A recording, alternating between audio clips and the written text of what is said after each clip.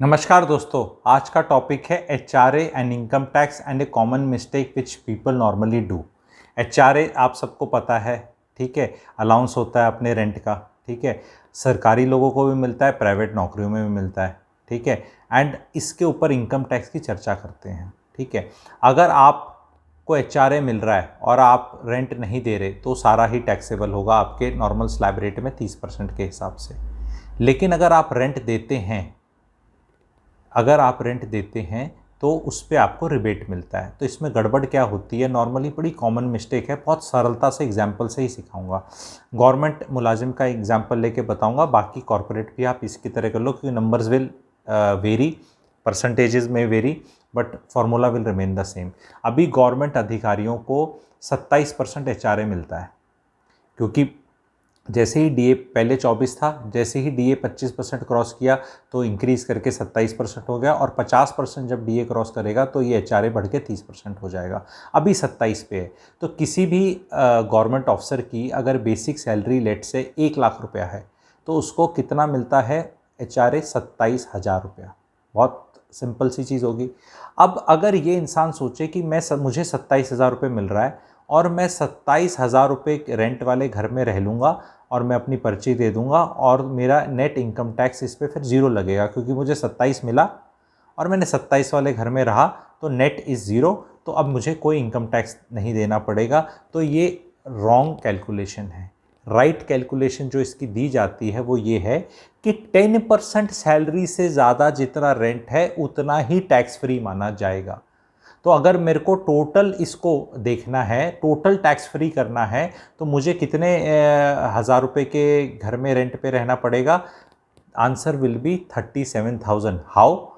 1 लाख मेरी सैलरी है, basic salary, आप समझें, ठीक है। मैं ज़्यादा ना ऐसे ऐसे करके नहीं बताता, वो मैं पुराने उसकी तरह पेड़ के नीचे बैठ के मास्टर जी बताते हैं ना, वो वाला बता रहा हूँ। ध्यान से सुनो, कोई ऐसी कॉम्प्लिकेशन है ही नहीं। 1 लाख आपकी बेसिक सैलरी है, 10% कितना हुआ उसका? 10,000 रुपीज़। ओके, तो 10,000 के ऊपर, यानी 10% ऑफ योर बेसिक सैलरी के ऊपर आप कितना रेंट दे रहे हैं?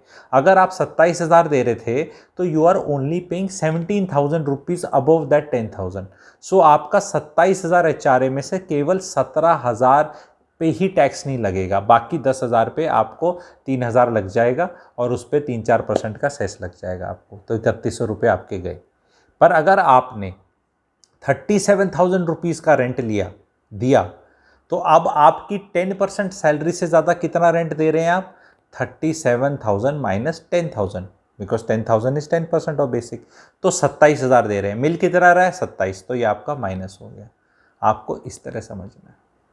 अगर आप इसमें फिर आ जाएगा कि भाई 30,000 ही दे रहा था, तो भाई 30,000 दे रहे थे आप, 27 आपको मिल रहा था, तो 30 is only 20,000 more than your 10,000, तो 20 पे नहीं लगेगा, 27 मिल रहा है, 7,000 पे लगेगा। 27,000 20,000। आई होप बड़ी सरलता से मैंने इसको आप लोग को क्लियर कर दिया। थोड़ा इसकी और चीज़ें और बताता हूँ।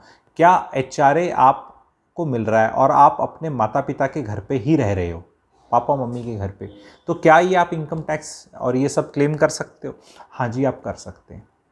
आपके सपोज मम्मी का घर है या पापा, जिसका भी घर है, तो आपको उन्हें रेंट देना है एक्चुअल में बैंक में थ्रू चेक और online, so that you can give a record, and उसके बाद उनका पैन भी लगता है। So if they are not in the taxable income, it makes a lot of difference. मैं ये कह रहा हूँ, अगर वो टैक्सेबल में भी हैं then also it makes a difference, because 27,000 रुपये अगर उन्होंने रेंट लिया, सपोज करो, ठीक है, या जितना भी रेंट लिया उन्होंने, सपोज करो लेट से रेंट दिया आपने 40,000 रुपीज़ अपने पेरेंट्स को, तो उनको इनकम 28,000 ही काउंट होगी, ये याद रखना। 30% का गवर्नमेंट वो देती है आपको, वेव ऑफ देती है। तो इफ 100 रुपये रेंट है तो 70 ही माना जाता है रेंट। टैक्सेबल जो है वो 70 है, 30 is not taxable, 30% is not taxable. तो पर आपको वो एक्चुअल में देना है। अब इसमें कहेंगे कि अच्छा वाइफ के नाम पे हो, वो बहुत घनिष्ठ हो जाता है, कई लोगों ने उस पर केस वेस भी हो जाते हैं, ऑब्जर्वेशन आ जाती है कई बार, पर वो वाइफ को आप देंगे क्योंकि wife becomes actually the same house hold, ठीक है। सो येस, उस पर टेक्निकलिटीज़ हैं, काफ़ी रूलिंग्स हैं, it is something which is still in the grey area, लेकिन parents is very clear. Your sibling, parents, relatives, in laws, anybody, ठीक है, उसमें कोई इशू नहीं है। आप अपना ट्रांजैक्शन करो अच्छे से, ठीक है, एंड अपना आपको रिसिप्ट देंगे, वो अपना डिक्लेयर करेंगे। अगर वो इनकम वैसे ही उनकी सैलरी कम है, इनकम कम है, तो वो वैसे भी नहीं आते। सीनियर सिटीजन्स का आपको पता है 5 लाख रुपए तक तो वैसे ही कोई टैक्स नहीं है। 5 लाख रुपए का मतलब है कि 7 लाख रुपए अगर वो रेंट कमा रहे हैं तो उनका 4,90,000 ही रेंट माना जाएगा। तो 7 लाख रुपए का रेंट या तकरीबन 58,000 रुपीज़ वो रेंट ले सकते हैं आपसे, अगर वही इनकम है। तो ये थोड़ा और इंटरेस्टिंग बना। दूसरा और क्या कॉम्बिनेशन आ सकता है कि आप HRA ले रहे हैं और आप इनकम टैक्स पे अपना होम लोन का रिबेट भी ले सकते हैं, प्रोवाइडेड आपका घर कोई दूसरे शहर में है।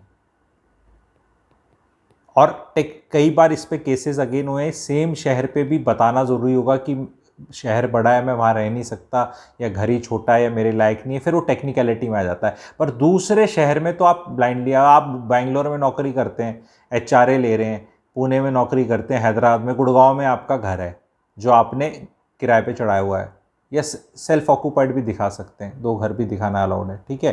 तो जो भी है उस पर आपको होम लोन का आप अपना इनकम टैक्स रिबेट कंटिन्यू कर सकते हैं लेना, एंड उसमें there will be no issues, no question asked, it is that easy.